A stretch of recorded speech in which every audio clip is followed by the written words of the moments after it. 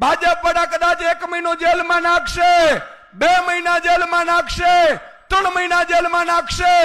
મિત્રો, આપણે જેલથી ડરવાનું નથી, જેલથી બીવાનું નથી. અમારો વારો આવી જાત. હમણાં આ બધું થયું કડદાકાંડ, એમાં મને તો ડિટેન કરી લીધો હતો, નહીં તો હું અત્યારે જેલમાં હોત. એનાથી આપણે બીવાનું નથી. આપણે જેલમાંથી બીક કાઢી નાખીએ એટલે ભાજપનું દોડું થઈ જાય. તમે જુઓ, ઘણા લોકો આપણે આમ આદમીમાં નથી જોડાતા. શું કામ? તમારા સગા સંબંધી હશે, ભાજપમાં મજબૂત નેતા હશે. આપણે કેવું, ભાઈ આવી જાય ને આપમાં, તો કાલે મને જેલમાં નાખી દે. અરે ગટકુડિયા, જેલથી ડરે ઈ આ નહીં, આ તો ગુજરાતની જનતા છે. અરવિંદ કેજરીવાલજીના સૈનિકો છીએ.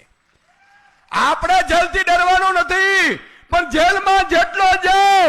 આજે ચેતરભાઈને 2 વખત જેલમાં નાખ્યા છે. આપણે હિસાબ કરીને રાખ્યો છે.